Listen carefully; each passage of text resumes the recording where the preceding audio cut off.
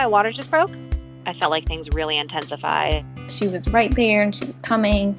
It was an amazing feeling. I'm going to cry just thinking about it. I could feel her head. We heard her cry. We were squeezing hands and she was screaming. I'm Bryn Hunt-Palmer and you're listening to The Birth Hour. This podcast is designed as a safe place to come together and share childbirth stories. Stick around and join us to hear informative and empowering birth journeys from all over the world. Today's episode is sponsored by Brightside. 40% of Americans report symptoms of anxiety or depression, and it's definitely something that comes up on this podcast regularly. You don't have to face these feelings alone. Get fast, personalized help from Brightside. Getting help when you need it can be exhausting, so Brightside makes it easy. Connect with your expert provider online and get a personalized treatment plan of medication, therapy, or both within 48 hours. With Brightside, all it takes to get started is filling out a quick, free health assessment to get matched with your expert provider for a personalized treatment plan. I took the assessment myself, and I was really happy to see that one of the first options to choose from was postpartum depression, something that many new moms struggle with. 85% of Brightside members feel better within 12 weeks, and if you aren't satisfied, Brightside's Better Care Guarantee offers a full refund within 30 days, no questions asked.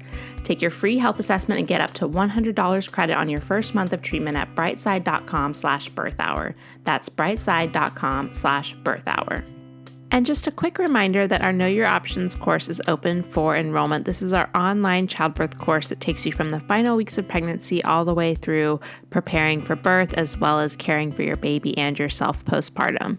Additionally, it comes with an entire bonus course that's called Beyond the Latch. It used to be called Back to Work Breastfeeding, but it really encompasses so much that has to do with just pumping, storing milk supply, all these things. So that comes with it as well. And you can find all of that information at thebirthhour.com/course. And you can use the coupon code 100OFF for $100 off enrollment.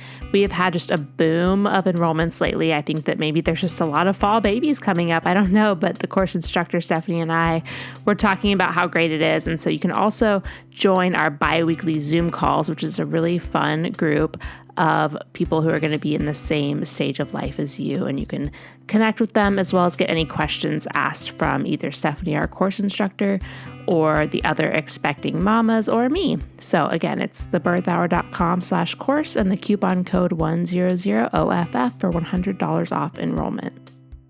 Today's guest is Sara, and she's going to be sharing her experience finding out that her baby had intrauterine growth restriction and the induction that she had at 35 weeks, as well as her NICU stay, which she just describes as such a great experience with a wonderful staff. And so I always love hearing those positive stories, especially about the NICU, which I know can be a really trying time for so many parents. So let's hear from Sara. Hi, Sara. Welcome to the Birth Hour. Thanks for coming on the podcast today. Hi, thanks so much for having me. Can you start by telling listeners a little bit about you and your family? Sure. I live in New Haven, Connecticut with my husband, Andrew, and we live with our 6-month-old daughter whose birth I'm going to tell you about today. Her name is Leora. And we also live with our mini golden doodle named Moose, our first child. We love dearly. And we both work at Yale University. All right. Well, let's start with finding out you were pregnant and how your pregnancy went. Sure. So the day I found out I was pregnant, it was at the very beginning of the pandemic. Actually, my last period, that date that's on all of my paperwork on every ultrasound, was the date that the WHO declared it a pandemic. So that's a really funny milestone for me to think of, that the entire time we were in lockdown, the entire time I was working from home, I was pregnant. So I always knew exactly how many weeks the pandemic was going on. We were really fortunate to get pregnant right away. Despite the fact that I got pregnant right away, though, we actually chose to get pregnant many months earlier. I take a lot of medications. I don't currently because I'm breastfeeding, but prior to getting pregnant, I was on a lot of medications for chronic migraines. And my doctor advised one of them I had to be off of for 5 months. So it was really, many months prior to that we decided. And then the pandemic hit and we were like, maybe we shouldn't try. But, it had been so long at that point, we were like, oh, who knows how long the pandemic will go on. And it might take us a while to get pregnant. So we'll go ahead anyway. And yeah, we were really lucky to get pregnant right away.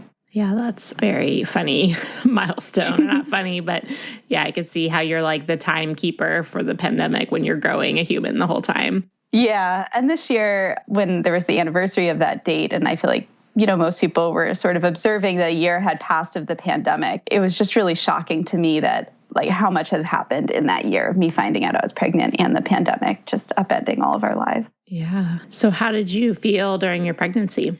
I, on the whole, feel like I had a pretty easy pregnancy. I mean, easy in quotation marks because it certainly didn't feel easy, but I know of so many women that have had it much harder than me. During the first trimester, I definitely had nausea, but I actually think that the exhaustion was worse than the nausea, and I wasn't really prepared for that. I didn't really get sick at all, but I just felt kind of queasy and gross all the time. Fortunately, my migraines during pregnancy was something that I was really worried about, and I actually had no migraines my first trimester, and then they were very bad for part of the second trimester, but then starting in week 22, I think they went away, and I barely had any from that point on. The complications of my pregnancy really didn't start until later on, which I was really fortunate. I was able to stay active my whole pregnancy, which I feel really grateful for and I think really helped me a lot. So I've been a distance runner my whole life and I was able to run throughout. I had terrible insomnia. That was my biggest complaint, but I physically in my body mostly felt great and was able to stay active without any aches or pains. All right. And what type of birth were you planning? Yeah, so I actually hadn't really thought too much about the type of birth I wanted prior to getting pregnant. I think that I assumed that I would have an epidural. I kind of thought, like, why not? When my husband and I were looking for a birth class to take, I started exploring other options as well and sort of entertaining other options. And my sister is 20 years older than me, so she had her kids when I was quite young. And at the time, we really didn't talk about her birth experience that much. And I've talked about it with her a lot since, but not really through the lens of how I wanted my own birth to go. And she's had 3 kids, and the second 2 were both unmedicated. The last one was at a birth center, and I think both in a tub as well. So I started talking to her about unmedicated births, and that is something that I wanted to try for. And so I took a hypnobirthing class through the Positive Birth Company and really enjoyed working on that and like working through some of the mindfulness techniques and working on my breathing a lot. My pregnancy, up until about 28 weeks, it was really textbook. Like there was absolutely nothing out of the ordinary. And at my anatomy scan at 18 weeks, everything looked perfectly normal. At around 28 weeks, my doctor noticed that my fundal height was really low, and she suggested that we do a growth scan just for peace of mind, and she wasn't worried at all. And the ultrasound technician who did it, this was just in my OB's office, said that everything looked fine and that the doctor would contact me if there was an issue. And I never heard from the doctor, so I just assumed everything was fine. I think just a week later, I was at a routine appointment, and I was seeing a different doctor that day, and he came in and he said, everything fine with the baby's weight, but have you been to a country recently with Zika? And of course, I sort of freaked out and I didn't really know what he was asking. And it turns out that this ultrasound the head was measuring in the less than first percentile. And I just remember in that moment, like everything stopped. I feel like I was sort of blissfully unaware of things that could go wrong in my pregnancy. Looking back, it just felt really naive. Just everything was really smooth sailing, and that was really scary. And so there were concerns about microcephaly, which I know is incredibly rare, but it was still really scary for us. And so we were sent to maternal fetal medicine to do a repeat scan on better machinery, but we had to wait a week to get in for that appointment. And it was, without a doubt, I think the most stressful week of my life. We were just so incredibly nervous.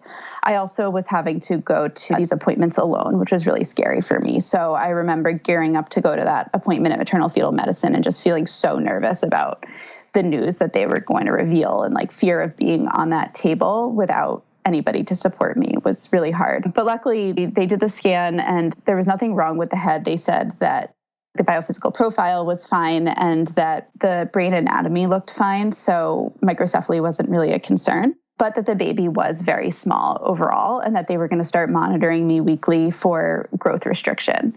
And so for me, this felt like really good news because that felt like something, that perhaps I would be induced early. It was something that couldn't be fixed at all, but it was much less scary than thinking that my baby had something seriously wrong with its brain. So at that point, I was going in weekly for growth scans every 2 weeks. And then on the alternating weeks, I was having non-stress tests and Doppler scans on my placenta.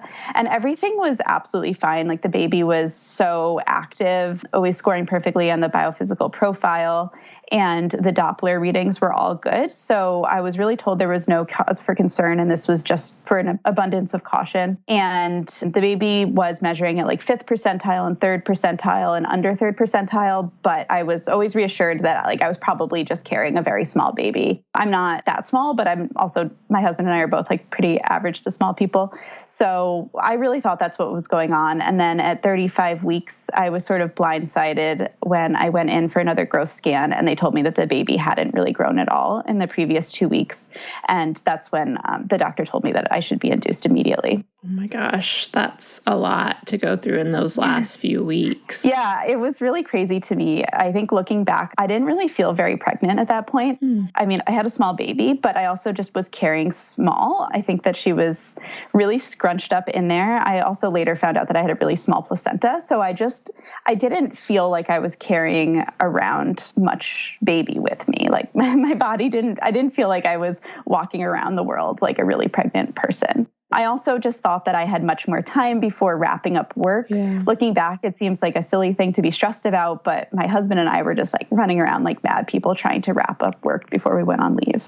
So they recommended an immediate induction. So did you have time to even like go home and get stuff, or how did that start? Yeah, so I was sent at that moment. It was really chaotic. They sent me to my OB's office, and I got a steroid injection, and I got a second steroid injection the next day. So this was on a Thursday, and then I got the second injection on a Friday, and I was admitted on Friday night. So we did have time to like pack a bag. We hadn't packed. I thought I was so far away from delivering at that point. And I know, for next time to plan ahead a little bit better because anything can happen. But we definitely didn't sleep that night. Yeah, I'm sure. So how did they do the induction? What did they start with? Yeah, so I just want to back up a second. I was exploring options for an unmedicated birth. And the two things that I really wanted were to labor in a tub. Well, I also wanted to labor at home as long as possible, but that was clearly going to be off the table. Yeah. And I also wanted to labor in the tub, and I was interested in using nitrous oxide or laughing gas. But I also had an awareness that like anything could happen. And this is really what I wanted in a perfect world when everything else sort of went according to plan. And once I realized that I was being induced really early, and there was this whole level of fear that was being introduced as well. My baby was thought to be well under 4 pounds by the ultrasound. I sort of let go of some of my expectations, and my goal at that point really was to not have a cesarean, which I also knew was very much on the table because they weren't sure how well the baby could handle contractions, considering that the baby was going to be so small. So onto the induction, I was brought in at night, and they placed a Foley bulb overnight, and we just tried to relax in our room. I wasn't in the room that I was delivering in. I think I was on like a high-risk maternity floor with other women. We just tried to watch TV and relax. I mean, obviously I wasn't in labor yet. It really just felt like I was having some period cramps, and I had nurses coming in several times overnight to do non-stress tests. So again, I didn't sleep very much that night, and then woke up the next morning and we started doing Pitocin at around 8 a.m. So already at this point, I think I had 2 nights of not really sleeping. So I was already exhausted, but I was also amped up on so much adrenaline. And part of me was really scared because I had gotten the scary news that my baby wasn't growing, and I was really worried about how small the baby would be. I also knew that even once the baby was born, that there was sort of this marathon ahead of me of NICU time of unknown duration. And part of me had also never really let go of that small head thing. So I just always had this lingering fear that there was going to be an issue with the baby's brain. So I was really trying to quiet all those fears and just focus on the task at hand. And I felt really in control for most of my labor. Going into labor, I know I mentioned that I wanted to try to do an unmedicated birth, but when I really examined why I wanted that, I think at the end of the day, I really just wanted to have an empowering birth experience. So I wanted to go through my birth feeling really connected to my body and being able to experience all of the sensations. And I wanted to feel in control. So I didn't want to feel overpowered by the situation. around me or the medical aspect of it around me. I also really wanted to feel empowered by it. Like I really wanted it to be this sort of transformative experience that stood with me. It was really important to me how I brought my baby into this world, and important that we shared in this amazing transformative experience together. So Pitocin started and I was having regular contractions pretty early on, but I was not dilating. So several hours into it, I was, being cranked up on higher levels of Pitocin, and I was still at around 2 centimeters. So eventually they took out the Foley bulb. It didn't fall out on its own, and they tried to see how it would progress on my own while still cranking up the Pitocin. And throughout the entire day, I still wasn't dilating, even after they broke my water. So I think it was around, maybe 7 p.m. So I had been on Pitocin for about 12 hours at this point. I did know that a cesarean would probably be on the table at some point if I wasn't progressing at all. And it was really shocking to me that I wasn't progressing, because I felt like my contractions were ramping up so strongly, and they were coming really regularly. They were coming, every 2 minutes, and they were lasting a while in duration, and they got really strong. So every time I think I maybe only had 3 exams, but I was shocked and really disappointed that I wasn't dilating, because from what I had heard a description of active labor to be like, I really thought that I was in active labor. But looking back, I don't know, I had a very artificially induced labor. I was starting from 0 centimeters and 0% effaced. So I'm really curious what spontaneous labor and spontaneous contractions. So around midnight that night, so it had been about 16 hours since I started on Pitocin, I was still not progressing at all, and I was having really severe back labor. And I just got to the point where I was so tired and starting to feel, I think, really scared about what was going to come next, and like being able to save energy, not just for the end of my labor, but for everything that was going to come afterwards and all of the unknowns that were happening. I also forgot to mention that I said that the 2 things I wanted to have, which was laboring and in the tub and nitrous oxide, I wasn't able to have either of those. So I felt like I sort of was out of pain relief options. I wasn't able to labor in the tub because I did need constant monitoring, and the sensors on my belly kept falling off. So I felt like a nurse was coming into the room like every 5 minutes to readjust them. They would lose the heartbeat, and then they were like, is the baby's heart rate okay, or did it just fall off? And, we never really knew. And that constant monitoring was a bit stressful for me. And then I also found out, which I never knew before, that I had a vitamin B12 deficiency, which is the one contraindication for using nitrous oxide. So that was disappointing to me, but I tried to roll with it. And then, 16 hours in, and I was making no progress at all. And I really felt like I just needed to rest. So I made the decision to get an epidural. And I felt really relieved once I made that decision. And then it felt like it took an eternity for the anesthesiologist to get into the room. But once he was in, he placed it. I didn't find that to be painful at all. It was a fine experience. But I also didn't find it to help at all with the pain from the contractions. So I was still having this very bad back labor, which I now know is because my baby was sunny side up, but it just didn't help. And that was really a low point for me. I mean, I remember being stuck in the bed because I couldn't get out of the bed now. They wouldn't let me out of the bed, and I wasn't really getting pain relief. And it just sort of felt like, okay, well, what now? Like, that's the end of the line in terms of how they can help me manage this. I had reached a pretty good rhythm, I think, in sort of riding out my contractions while sitting on a ball or squatting or walking around the room. So when I was restricted to the bed, I felt like I was bracing every time I had a contraction. And it definitely made it worse. And that went on for about 5 hours. So I was telling the nurse, I had this amazing nurse who I will never forget, who really helped me throughout this whole difficult phase of labor. And I think she was advocating for me that my epidural wasn't working, but the anesthesiologist said, no, it is placed correctly. I don't see anything wrong with it. So I think that the epidural is working. And that was hard for me to digest. Since pain is a subjective, first person experience, to be told, oh no, the epidural is working just fine. Like, I felt like I was the judge of that. And I knew that something wasn't right. And I trusted my instincts with that and kept pushing. But one of the things that was also really bothersome about that was that I really had to pee and I couldn't get to the bathroom. And they kept telling me, if the epidural's working, you won't have to pee. And I was like, yeah, I know, I do have to pee. I know what that feels like. So they did empty my bladder at one point, and that provided some relief, but not from the back labor at all. So finally at around 5 or 5:30 in the morning, so 5 hours since I got the first epidural, a new anesthesiologist was on shift at that point, and he agreed to place a new one. And immediately I had so much relief. At this point, I also was still only 2 to 3 centimeters dilated. So it was almost 24 hours on Pitocin with no progress at all. And then I got this epidural, I had complete relief, and I fell asleep. And I woke up 2 hours later, and the doctor was in the room, and he was going to do another exam on me, and I was sort of out of it. And I was just absolutely shocked to learn that at that point I was 7 centimeters. So I had finally fallen asleep. I had finally rested, and I woke up and I just couldn't believe that I had made so much progress after all of that time of not progressing at all.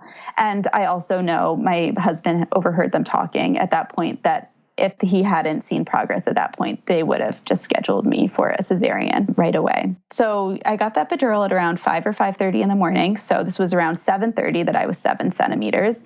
And then they came back 30 minutes later, and I was fully dilated and ready to go. And that's when we started pushing. Okay. So what did the pushing phase look like for you? Yeah, so pushing was really fun for me. I found labor incredibly difficult, but I loved pushing.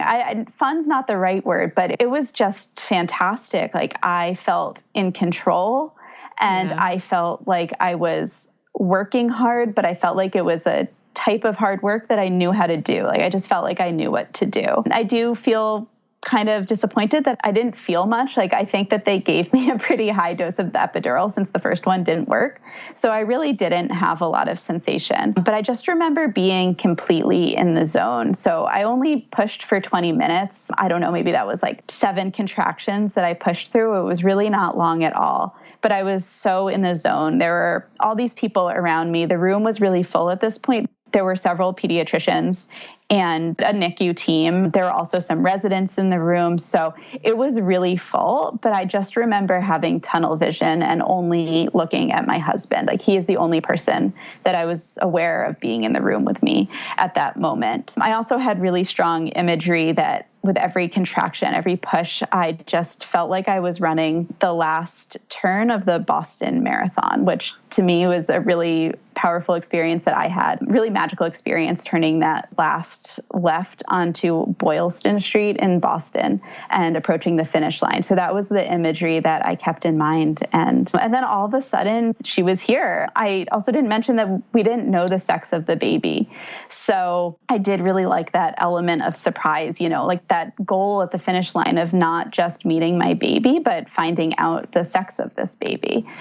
And she was out. I didn't really feel her coming out. So that's something that's pretty strange for me looking back on that. I opened my eyes, saw them holding her, and she was red, and they brought her immediately to the warmer. And I just remember wailing.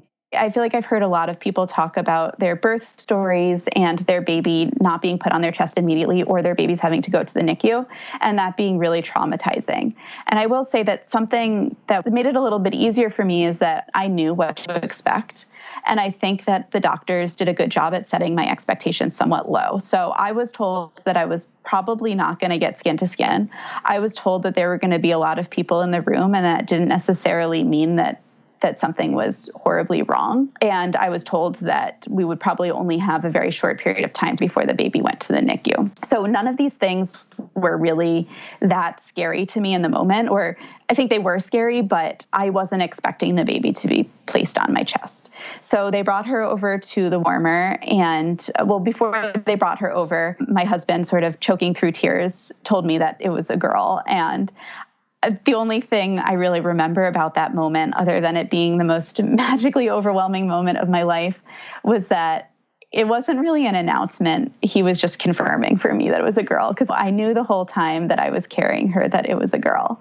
And once we decided on a name for her, I was just absolutely certain that's who I was carrying. And so she didn't cry right away, but she did cry, I think, within the minute. And they gave her a tiny bit of oxygen. And once we heard her cry and they announced her weight, we were just bawling. I mean, wailing is truly, I think, the only word I can use to describe it. So we were expecting her to be quite under 4 pounds. I think 3 pounds, about 12 ounces is what my last ultrasound predicted. And they announced that she was 4 pounds, 5 ounces. And I know to most people, having a baby of that weight sounds incredibly small and scary, but to us, she was huge, and we were just so happy. And they brought her over a few minutes later after they examined her and put her on my chest for a few minutes. And since I wasn't expecting to get any skin to skin, that was just the most magical moment. And I will truly never forget it.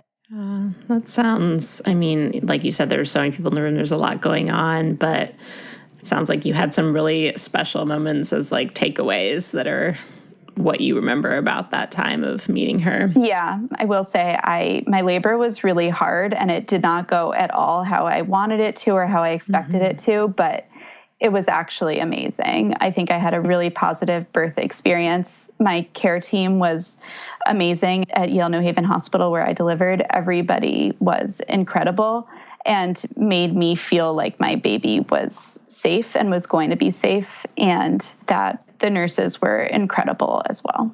That makes such a huge difference too. Okay, so then I want to hear a little bit about just immediate postpartum for you and then the NICU stay. Sure. So after she was on my chest for a few minutes and after she was examined, they did take her straight to the NICU, and my husband went with her. So it was nuts that there were so many people in the room. And then all of a sudden it was just me and one nurse. And all I remember is that her name was also Sara, and she just brought a pump to me immediately. I mean, I think I was in complete shock. I don't think that I felt that scared with the baby going to the NICU because she was so much bigger than we thought she was going to be. So everything to me was such good news so far. And I knew that my husband was with her and he was able to text me. So they immediately gave her some formula, and he sent me a photo of her drinking formula. And I knew that everything was okay. And they started me pumping immediately. So while I was still in the room that I had delivered in, I pumped colostrum for her, and they immediately brought it up to the floor that she was on in the NICU. And then a few hours elapsed between that and when we eventually I got to go into the NICU and see her. One thing that was really special about the hospital we were in is that they have a few rooms, I think just 2 or 3, that are called couplet rooms. And I learned that these are the only rooms that exist like this in the state of Connecticut. I don't know how common they are in other states, but it was a NICU room that was basically twice the size of a regular room. So it had a bed for me, and then it was also a NICU room for the baby. So instead of being separated in the hospital, we got to sleep with her for the 2 nights that I was in the hospital before I was discharged. And even though it was on a NICU floor, there was a postpartum nurse assigned to me and then a nurse assigned to the baby as well. So we really got to stay together as a family. It was amazing. I can't imagine what that NICU experience would have been like had we been separated. I think it would have been really different. Yeah, I've heard about those types of setups as well, and it just makes so much sense, and especially with all the different levels that babies can be at as far as the care they need in the NICU. Yeah, it was really nice. Okay, and then how was it once you transitioned to going home with her? Yeah, so I was discharged after 2 days. So she was born on a Sunday, and I was discharged on Tuesday. And one thing that was really hard about COVID, I mean, this was my first baby during the pandemic. I feel like people ask me, what was it like delivering in a hospital during the pandemic? And my answer is that I have nothing to compare it to. You know, I was in my own zone. It didn't really feel weird to me. But one thing that was really hard when I was laboring, I knew that this policy had just been put into place. So it was in the back of my mind as something that was going to be really difficult, is that the NICU only allowed one parent to visit per day. So that was just one parent all day. If you left the hospital, you couldn't come back that day. So you'd either have to stay all day or just leave and then come back the next day. So from that moment when I was discharged, we were never together as a family, the three of us, until she came home 17 days later. So that was really difficult, especially since I was trying to establish breastfeeding and was meeting with lactation consultants on many of the days that I was visiting. So I went probably around 80% of the days. My husband really got only a few days with her. On the 17th day, she was really small, obviously, so she was in the NICU to gain weight, but she gained well, and she was on fortified breast milk once my milk came in. So they made my milk higher calorie by putting some formula in it as well to try to make her weight gain a little bit faster. And then she also had trouble keeping herself warm. So every time they tried to move her out of the isolette, she would either not gain weight or would lose a little bit of weight trying to keep herself warm. So they tried that a few times before they were able to actually successfully move her out of the isolette and still see weight gain. We were actually really hoping that she would come home on Thanksgiving Day. This was in November. That's when she was going to come home, but that was one of the failed transitions out of the isolette. So then Thanksgiving came and passed, and we sort of learned not to get our hopes up. The NICU that we were in, I'm not sure if this is standard procedure, but they had a policy of making no predictions of when the baby would go home. So they, I think, really tried hard not to get your hopes up or get an expectation in the parent's head of when the baby was going to come home. So we were really just taking it day by day. And I remember it being mentally exhausting, but one feeling that I had that I didn't expect was that I actually felt really okay with her being in the NICU. I felt really stressed out with her inside me because I felt like I was getting these messages every week that she was really small and there was the possibility that my placenta wasn't working properly. And then once she was out, I felt like she was in really good care, and just being able to see her and actually know what was going on with her was a very different type of anxiety and a much more manageable one. So for us, I think the NICU felt a little bit more like a safe haven, and pregnancy was much scarier than that. Yeah, that actually makes a lot of sense. I wouldn't have thought of it, though. And in terms of transitioning home, so on the 17th day, she came home and it was fine. We were so excited to bring her home. We were so excited for our dog to meet her. And the moment we brought her home, he was sniffing her. We thought he might be afraid, and he actually wasn't. He did a play bow at her within the first few minutes of bringing her home. So that was fun for us to watch. And then that first night was sort of sleepless. I think it was probably completely sleepless. I think I was checking on her every few minutes, but it still felt sort of blissful for us. We were on such a high that we finally got to bring her home. And I think when you have a NICU baby, it sort of feels like, you know the baby's yours, but they're not entirely yours. It didn't really feel like I had authority over her or autonomy over her care at all. You're sort of at the whim of the nurses. And the nurses were incredible. This is nothing against the nurses, but she was on a feeding schedule and I couldn't feed her earlier than the schedule would allow. And I couldn't change her diaper and then throw out the diaper. A nurse had to be there to weigh the diaper and put the data in the computer. So it was, she didn't really feel, I don't know what it's like to bring home a baby immediately. And I hope I'll have that experience someday, but I wasn't in control of the situation at all. So it was really fun to bring her home. We were so happy. But a day after bringing her home, I actually tested positive for COVID, which again, just completely blindsided us, something that we didn't expect at all. So since my husband and I both work for the university here, we have access to an asymptomatic testing program since all students and much of the staff are tested on a regular basis. So we had both been getting weekly tests just throughout the pandemic, sort of for peace of mind, or if we were going to see family. And this was when that second wave was really ramping up and it was quite bad in our area. So we know many people that got COVID during the second wave. And I was absolutely shocked that this asymptomatic test I had gotten came back positive, and I wasn't having any symptoms. So, just absolutely shocked that morning when it came back. And I was terrified. We had also seen my parents when we came home from the hospital, and my parents are in their 70s and we wore masks when they came over. But I was terrified that I was either going to get really sick myself or that I was going to pass it on to other people. And I actually never developed symptoms that I know of. I was really exhausted, obviously, because I had just had a baby and we had just brought her home. So I don't know if I had fatigue beyond that, but I never had respiratory symptoms. But it was really scary because we didn't know what to do with the baby at all. So I had to wear a mask around her. My husband and I tried to interact as little as possible for the next 10 days. And he got, I think, 4 negative tests after that. So he never got it from me. As far as we know, we didn't test the baby, but she never got it. And yeah, that was really terrifying for me. And I think that so many of us have given birth during this crazy time. And I think about someday telling my baby about this crazy year in which she was born. And I don't even know if I can really grasp the enormity of everything that's happened, over the past year. Yeah, that's a lot, especially because you've just been going to a hospital every day. Yeah. Got your little baby home and then thrown that extra wrench is just crazy. Yeah. And how many people probably weren't getting those, asymptomatic tests and may have had it too. It's just there's still so much we don't know about it, but. Yeah, I think some people after testing positive for COVID, even if they're asymptomatic, I think they feel less anxious afterwards because they think that they have some sort of immunity to it. But for some reason, I didn't feel that way at all. It definitely elevated my anxiety and made me feel like no place is safe because the NICU is supposed to be I feel like I definitely got it in the NICU since I didn't go anywhere else in that 2-week period. And it's supposed to be the most, germ-controlled place you can imagine. So it really felt like nowhere was safe for me after that. Yeah.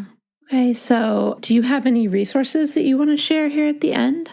Yeah, my husband and I took a hypnobirthing class through the Positive Birth Company, and I really enjoyed that. I liked listening to the tracks and doing some of the mindfulness-based exercises and the breathing exercises. And I do also think that I found that to be particularly effective because my husband and I had previously taken a class called mindfulness-based stress reduction, and that has nothing to do with birth at all or labor at all, but it was a mindfulness class that I found to really affect me and affect how I handle stressful situations. The one book that I have to recommend is a book that my husband really enjoyed called Birth Partner. And it's about how to support your partner during birth. And I read that as well. And he was an amazing birth partner. And we've recommended that to a lot of friends. And the only other resource that I found really helpful for me, and I hope that other people can find helpful as well, is to find yourself a good lactation consultant before you think that you need the lactation consultant. So we were really fortunate and we had a lactation consultant in our pediatrician's practice. And I think this is actually quite unique. I don't know of other pediatrics practices that have somebody in-house. So this person is also a nurse and she talks to the pediatrician about any concerns that I have. So we're not, working out communication among multiple parties. And we had a really hard time establishing breastfeeding because of the NICU stay and because she was on bottles and I was pumping for the first few weeks. So having that resource and somebody who was really available to me and in the medical setting where we brought our baby to the doctor made a world of difference. And I don't think that we would have been able to successfully breastfeed had I not had that resource available to me. Yeah, that's such good advice because it's so hard when you're in the middle of trying to figure it out and can't find somebody to help you. It's really stressful. So I always give that same tip. Yeah, when I was in the NICU, I saw a lot of lactation consultants there as well, and they were all great. But I did see a different person almost every single time. And I think there was something to be said about seeing one person consistently who really got to know us and our particular struggles and watched us develop over time. All right. Well, thank you for those. We'll put all those links on the show notes page. And then where is the best place for people to reach out to you? Sure. You can feel free to reach out to me on Instagram. It's Sara.Gottlieb, Gottlieb, Sara without an H. It is a private account, but you can request to follow me and I'd love to talk to you and we'll approve that so we can chat. You can also find me on Facebook. My name's Sara Gottlieb-Cohen. I don't think that there are other Sara Gottlieb-Cohens on Facebook. I'm pretty sure I'm the only one. All right, perfect. Well, thank you so much, Sara, for sharing today. Thank you. Thank you so much again to Sara for sharing her birth story with us. If you want to get more information from her episode, just head over to thebirthhour.com and search for her name in the search bar to find her show notes page. And don't forget that you can go to brightside.com/birthhour to get a $100 credit on your first month of treatment. Again, that's brightside.com/birthhour. Thanks so much for listening. If you enjoyed today's show, head to thebirthhour.com and click Become a Member to pledge your support. And as a thank you, you'll get an invitation to join our private Facebook group and access to exclusive episodes. Your vote of confidence and support means the world to me.